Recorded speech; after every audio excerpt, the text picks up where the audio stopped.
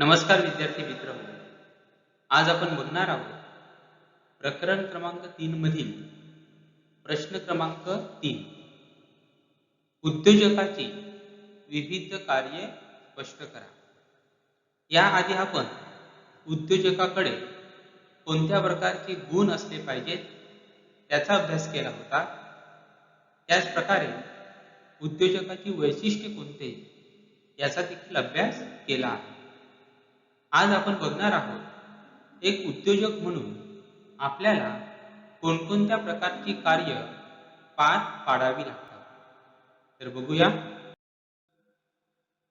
उद्योजकाची कार्य.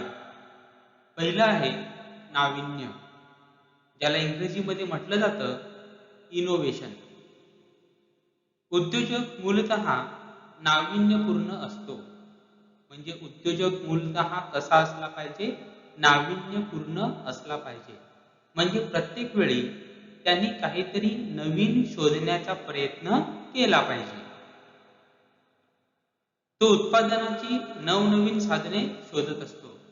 म्हणजे जर उत्पादन प्रक्रियेशी संबंधित उद्योग असेल तर आपल्याला उत्पादनामध्ये नवीन काय करता येईल, नवीन कोणत्या प्रकारच्या वस्तू ग्राहकांना देता येईल, उत्पादनाची कोणत्या प्रकारची नवीन प्रक्रिया आपल्याला वापरता येईल याचा विचार तो सातत्याने करत असतो.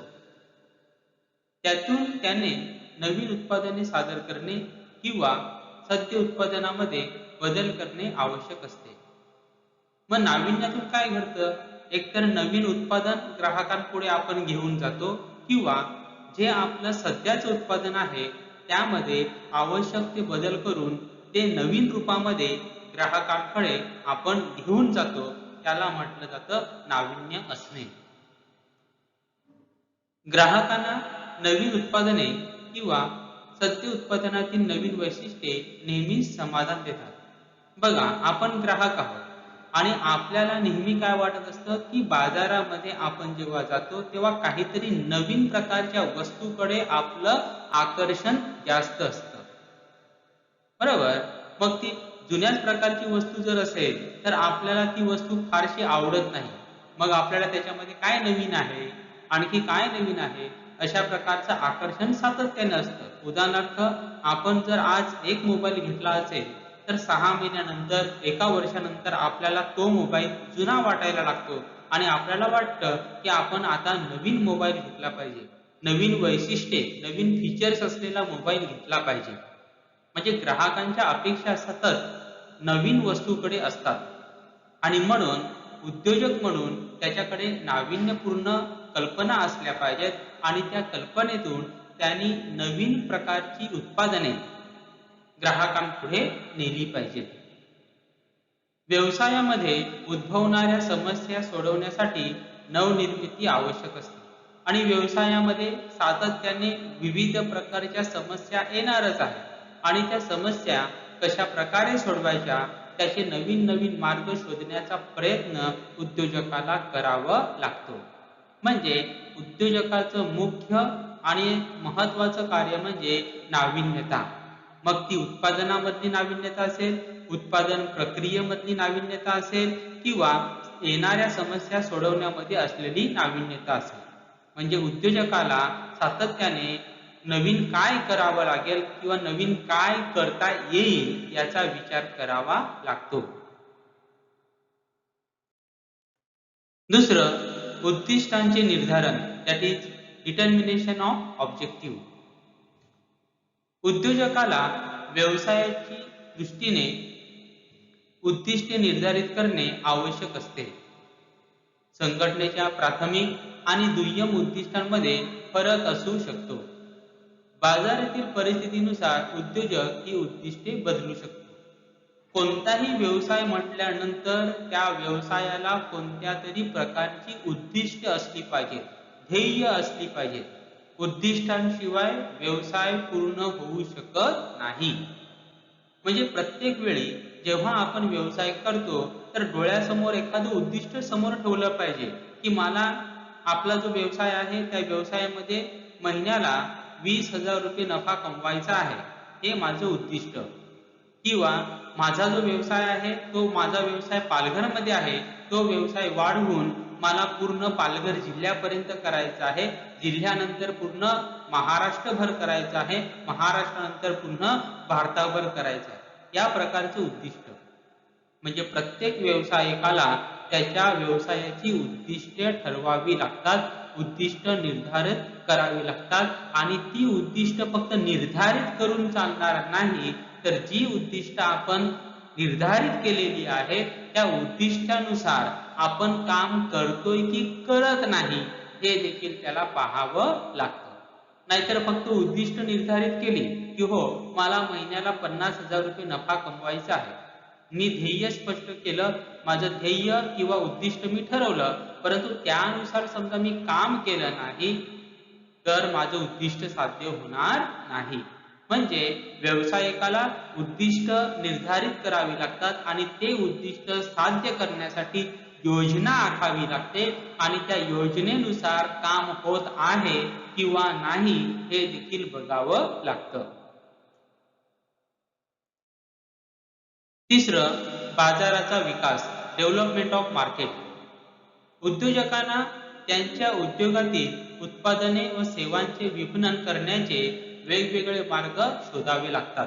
विपणन म्हणजे ज्याला इंग्रजीमध्ये म्हटलं जातं मार्केटिंग. काय म्हटलं जातं? मार्केटिंग. मग आपली जी काही उत्पादने आहेत, आपल्या ज्या काही सेवा आपण ग्राहकांना देतो, त्या ग्राहकांना देताना कोणत्या प्रकारे आपल्याला मार्केटिंग करता येईल जेणेकरून आपला ग्राहक वर्ग वाढेल याचा सातत्याने त्याला विचार करावा लागतो. ते ग्राहकांची मागणी समजून घेण्यासाठी सर्वेक्षण करू शकतात किंवा संशोधन करू शकतात. जेव्हा बाजारपेठ सतत विकसित केल्या जातात तेव्हा ग्राहकांच्या मागण्या देखील वाढतात.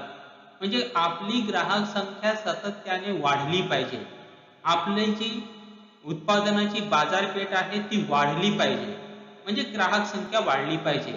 आणि ती ग्राहक संख्या वाढवण्यासाठी मार्केटिंगची नवीन कोणत्या प्रकारे आपल्याला मार्केटिंग करता येईल, कशा प्रकारे मार्केटिंग केली तर आपली ग्राहक संख्या वाढेल, कशा प्रकारे मार्केटिंग केली तर आपला जो बाजाराचा विस्तार आहे तो आणखी झपाट्याने होईल याचा विचार उद्योजकाला करावा लागतो. ग्राहकांच्या अपेक्षा काय आहेत? उद्योजकाकडून ग्राहकांच्या अपेक्षा काय आहेत? ग्राहकांना कोणत्या प्रकारच्या उत्पादनांची आवश्यकता आहे, ग्राहकांना कोणत्या प्रकारच्या सेवांची आवश्यकता आहे हे देखील जाणून घेणे आवश्यक आहे.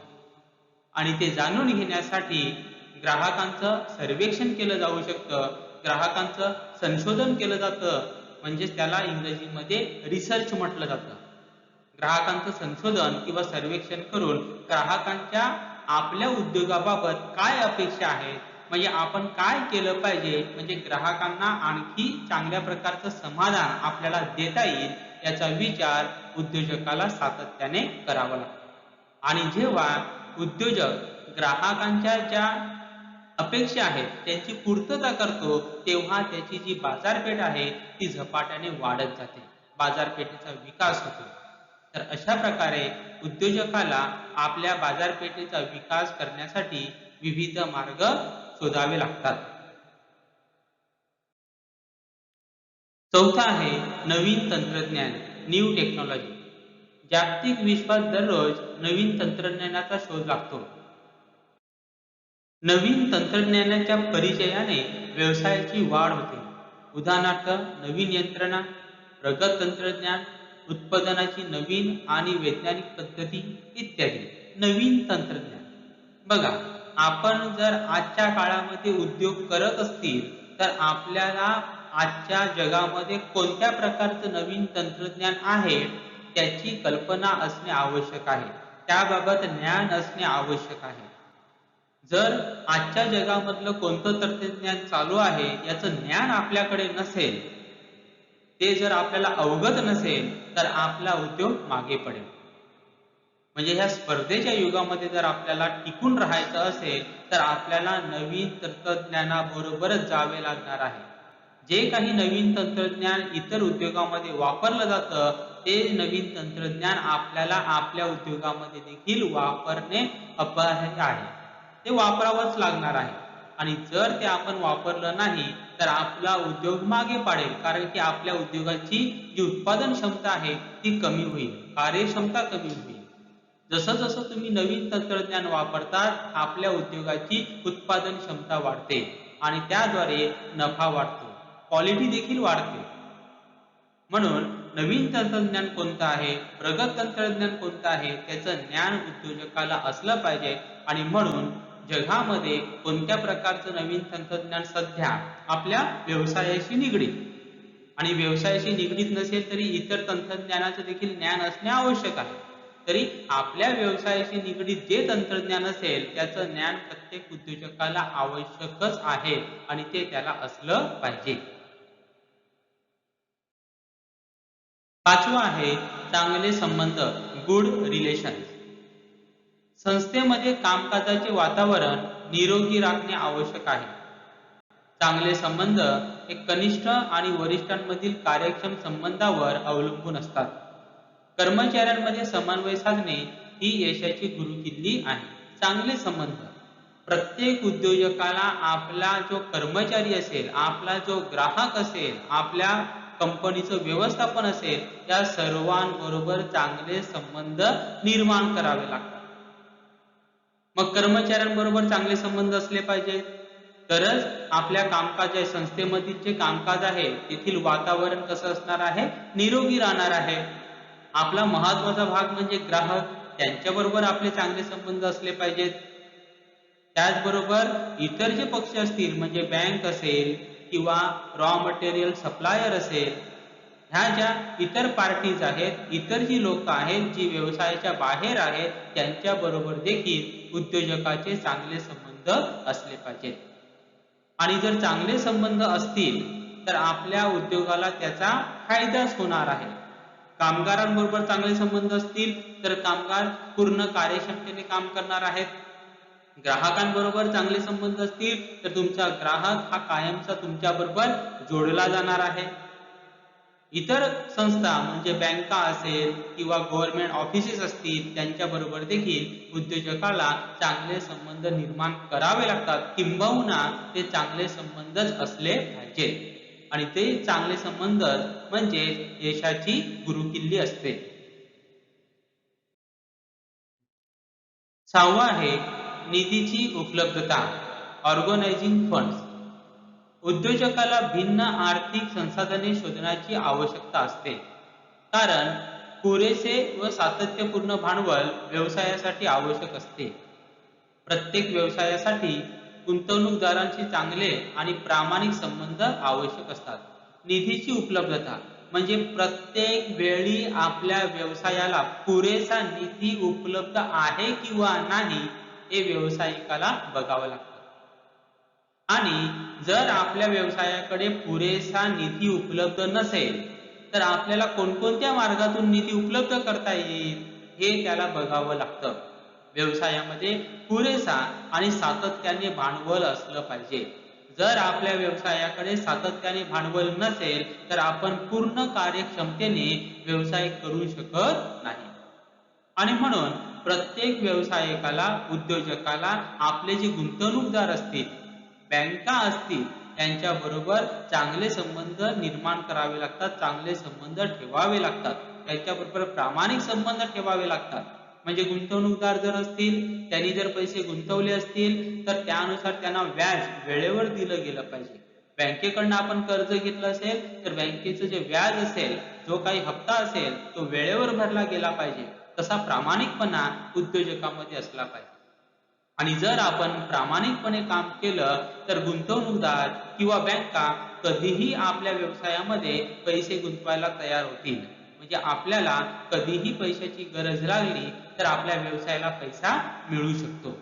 तर आपल्या व्यवसायाला निधी म्हणजे पैसा म्हणजे भांडवल आहे किंवा नाही हे बघावं लागतं. आणि तो सातत्याने कसा राहील आणि भांडवलासाठी कोणकोणत्या प्रकारचे नवीन मार्ग वापरता येईल याचा विचार उद्योजकाला करावा लागतो. सातवा आहे निर्णय घेणे, टेकिंग डिसिजन. उद्योजकाला त्याच्या उद्योगासाठी योग्य निर्णय घ्यावे लागतात. वेळेत व योग्य निर्णय घेणे हे देखील महत्त्वाचे आणि आवश्यक असते. कोणतीही व्यावसायिक निर्णय घेण्यापूर्वी त्याने नेहमी साधक बाधक गोष्टींचा विचार केला पाहिजे. निर्णय घेणे, व्यवसायामध्ये अनेक प्रकारचे निर्णय घ्यावे लागतात सातत्याने. काही निर्णय हे छोटे परिणाम करणारे असतात, काही निर्णय हे मोठे परिणाम करणारे असतात. परंतु अनेक प्रकारचे निर्णय हे उद्योजकाला व्यवसायामध्ये घ्यावे लागतात. म्हणून ज्या ठिकाणी आवश्यक आहे त्या ठिकाणी उद्योजकांनी निर्णय घेतले पाहिजे, परंतु ते निर्णय वेळेत घेतले पाहिजेत आणि योग्य निर्णय घेतले पाहिजेत.